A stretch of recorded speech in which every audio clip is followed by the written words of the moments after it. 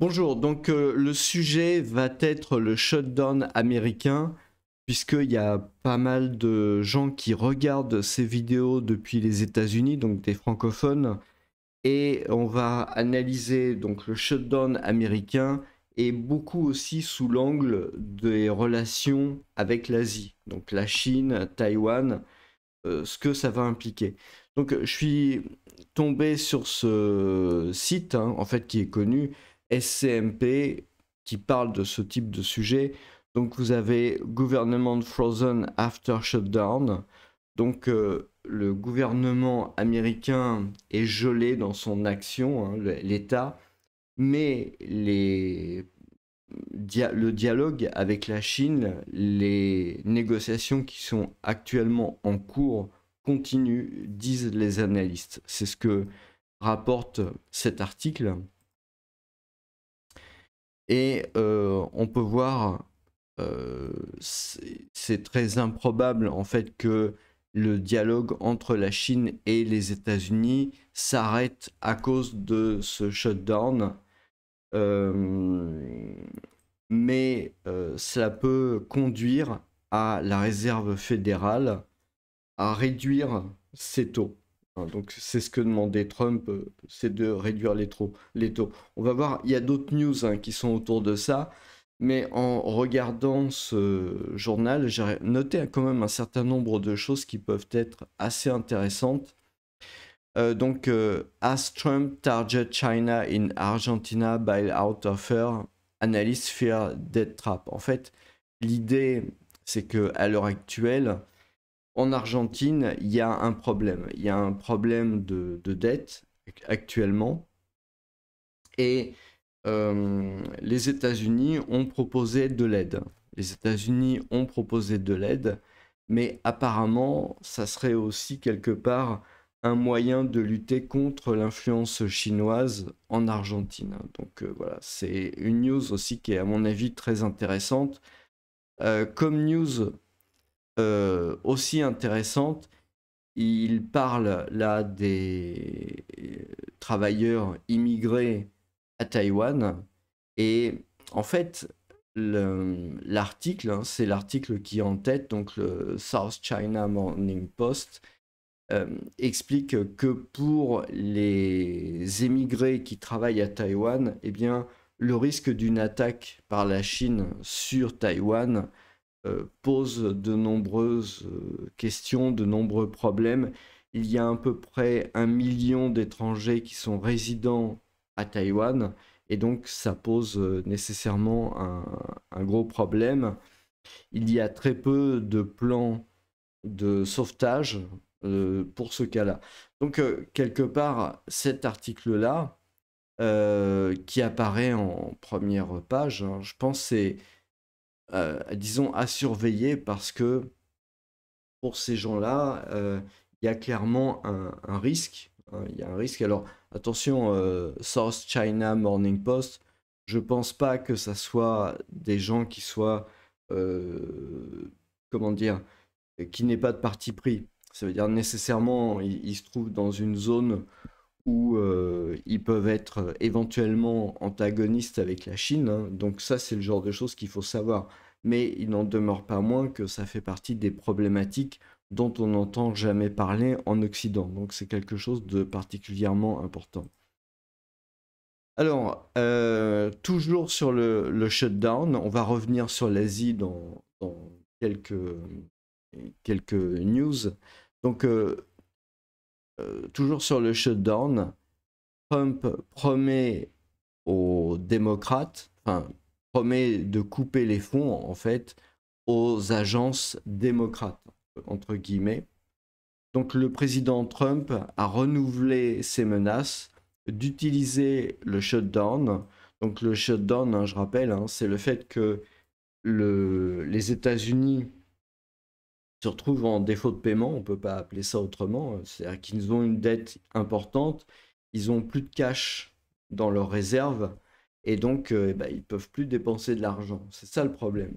D'ailleurs, entre parenthèses, hein, ça devrait quand même lancer un petit signal d'alarme en France, parce que voilà ce qui arrive dans ces cas-là.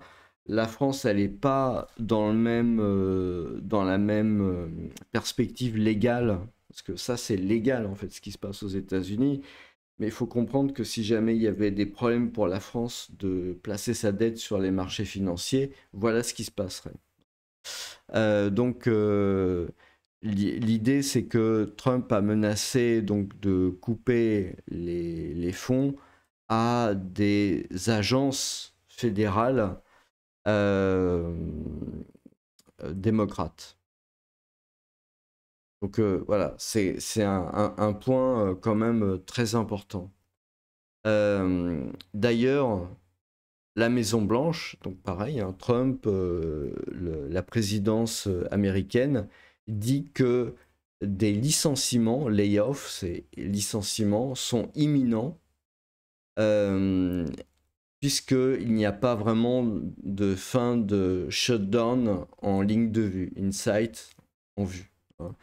Donc ça veut dire que on va le voir, une des problématiques qui se posent aux États-Unis à l'heure actuelle, c'est que il y a un certain nombre d'éditoriaux qui expliquent que éventuellement la présidence, la Maison Blanche peut utiliser ce shutdown de manière à licencier encore plus de fonctionnaires. Il y a eu des fonctionnaires qui ont déjà été licenciés depuis que Trump est arrivé au pouvoir. On a vu ce qui s'est passé avec Elon Musk, avec le Dodge. Donc voilà, ça serait aussi dans un peu ce genre de choses-là. Je rappelle, j'ai regardé aussi, il y avait un speech de Trump et du ministre de la guerre devant tous les généraux, hein. C'était quelque chose d'assez exceptionnel. Ils avaient réuni les généraux, c'était il y a quelques jours, et ils ont fait un speech comme ça. Il y en a eu pour 3 heures. Je me suis tout tapé en anglais. Et je dois avouer que le contenu du speech était assez surprenant parce que c'était la première fois depuis la Seconde Guerre mondiale qu'ils réunissaient tous les amiraux, tous les généraux, etc.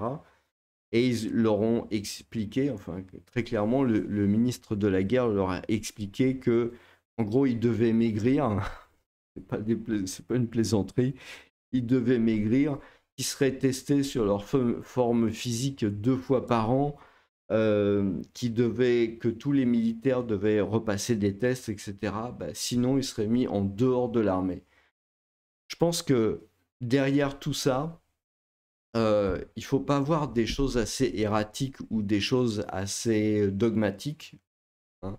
Mais moi, je pense vraiment qu'il y a un problème financier, économique avec la dette des États-Unis.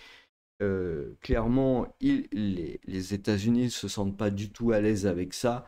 Et donc, un des sujets, c'est de réduire les dépenses. Et donc, réduire les dépenses, bah, ça passe. Le shutdown va réduire les dépenses, hein, mécaniquement. Ils vont en profiter peut-être pour licencier des fonctionnaires, donc pour diminuer un peu la pression sur la dette. Je rappelle, hein, il y a eu les tarifs aussi pour diminuer la pression sur la dette. En fait, quand on lit la politique de Trump actuellement, eh bien, c'est très très clair. C'est d'aller vers une diminution de la dette, d'aller vers une réindustrialisation des États-Unis.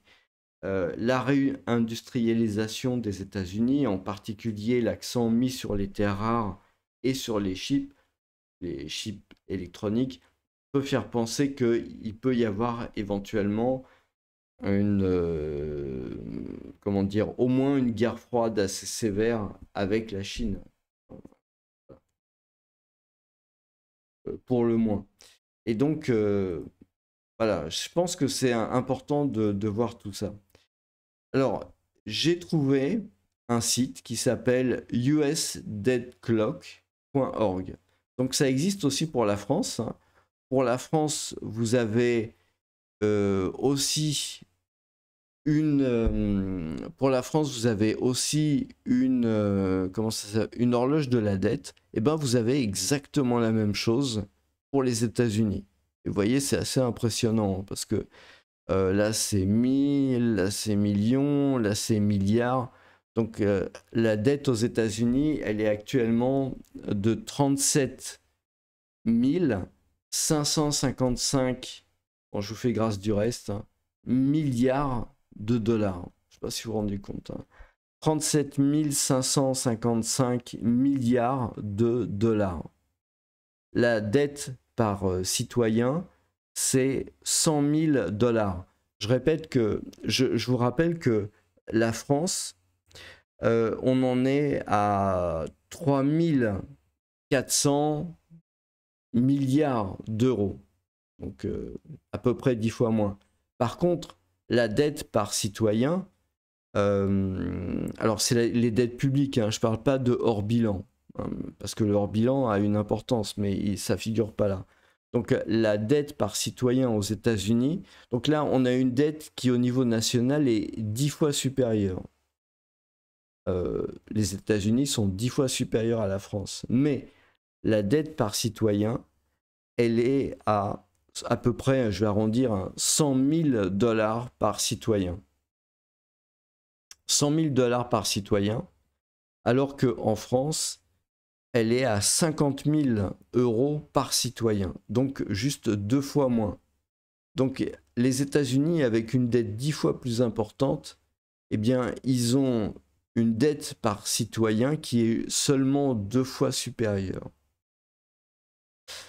La dette par personne, par gens qui payent les impôts, hein, dette par taxpayer, c'est 324 000 dollars. Donc je ne crois pas que sur l'horloge de la dette, ils aient fait ce calcul. Mais si on admet qu'en France, il y a à peu près seulement la moitié des gens qui payent l'impôt sur le revenu, hein, et encore, ça doit être... ça doit vraiment... Non, c'est pas un bon calcul parce que je voudrais pas utiliser des chiffres. Donc là, on voit George Clock. Donc ça, c'est les économies par taxpayer. Hein, donc par les gens qui payent les impôts. Mine de rien, c'est quand même à peu près, on va dire, 6 000 dollars. 6 000 dollars. Bon, c'est pas grand-chose comparé aux 300 000 dollars, mais quand même, quoi. Je veux dire, voilà. On voit la dette par rapport au PIB. Je rappelle qu'en France, on est à 115% du PIB. En dette publique, hein, je ne parle pas du hors bilan. Donc avant, ils étaient à 52% dans les années 60, à 34% dans les années 80, à 55% dans les années 2000, et maintenant ils sont à 123 à peu près. Puis après, vous avez tout un tas d'autres chiffres, hein, qui sont assez intéressants. Donc vous pouvez aller voir ce site web, hein, usdebtclock.org, et ça vous donne une idée en fait de ce qui se passe aux États-Unis sur ce sujet. Alors, il faut savoir aussi que Air Traffic Controllers help end the last government shutdown on May again. En fait, le problème donc des États-Unis actuellement, c'est qu'ils ne peuvent plus payer les fonctionnaires. Et parmi les fonctionnaires, il y a les contrôleurs aériens. Et les contrôleurs aériens, s'ils ne sont pas payés, ils ne travaillent pas.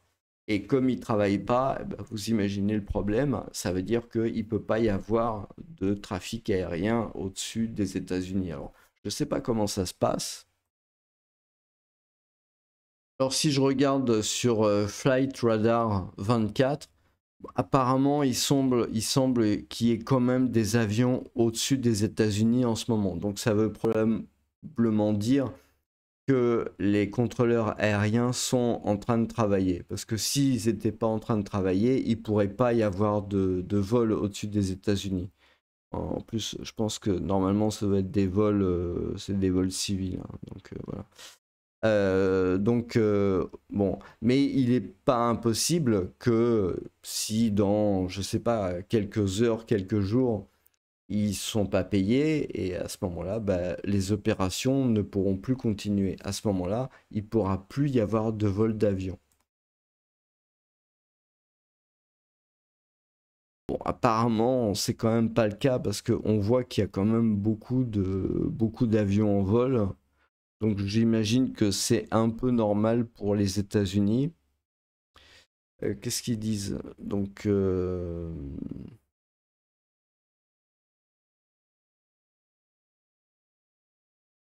c'était en 2019.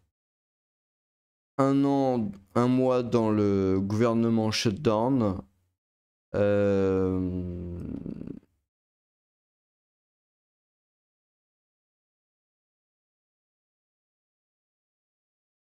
Donc dans l'article, ils expliquent qu'il n'y a pas eu un arrêt complet en fait, mais que ça a impacté beaucoup la vie personnelle des contrôleurs aériens et donc qu'ils n'ont pas continué. Et donc au bout de 35 jours, le shutdown s'est arrêté et apparemment ça a été un des facteurs importants de l'arrêt du shutdown en 2019.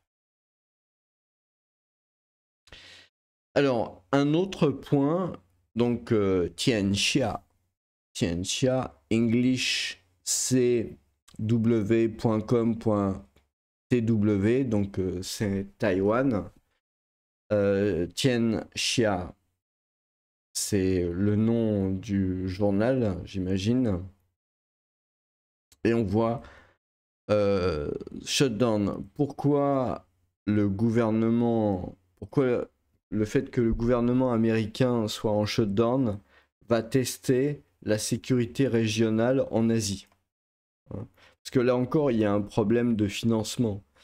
Donc, ils expliquent que le shutdown du gouvernement américain va gêner, même, comment dire, mettre en jeu la défense et les opérations de renseignement, et cela va affaiblir le support de Taïwan à une période critique.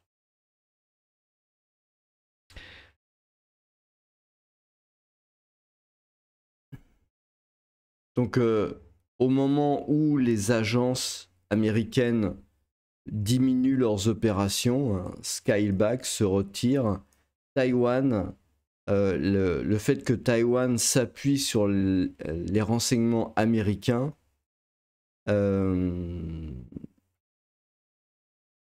rend, et le fait que ce renseignement est en train de diminuer rend Taïwan vulnérable. Juste au moment où la Chine peut tester les défenses de la région. Là, vous avez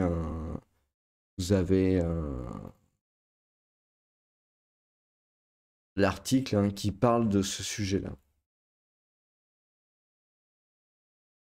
Donc bon, ça c'est écrit à Taïwan. C'est un journal taïwanais. Donc voilà, ça vous en dit plus sur l'état d'esprit. On voit que finalement ça inquiète pas mal dans cette région du monde, hein, puisque Source China Morning Post n'est pas édité en fait à Taïwan, c'est un autre pays. Donc voilà, c'est assez clair, hein. Il est basé à Hong Kong en fait. Donc South China Morning Post, il a 120 ans, il est basé à Hong Kong. Je sais pas trop quoi en dire parce que bon, évidemment, on connaît la situation de Hong Kong. Je sais pas ce qu'il faut penser en fait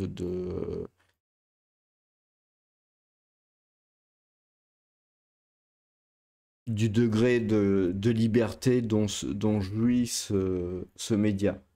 Donc voilà, les informations, il faut les prendre en sachant que voilà, ils sont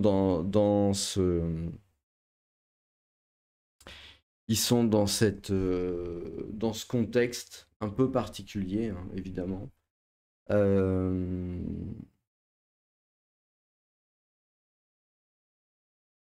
voilà, donc ils sont vraiment basés à Hong Kong. Donc voilà, je sais pas vraiment vous livre ça parce que c'est important que vous soyez au courant, hein, pour faire le tri des informations, pour bien comprendre qui écrit quoi et dans quel contexte c'est écrit. Voilà. Mais bon, toutes les informations sont intéressantes à prendre. Après, il faut savoir les interpréter. Voilà, bah, écoutez, je vous remercie et je vous souhaite une bonne journée.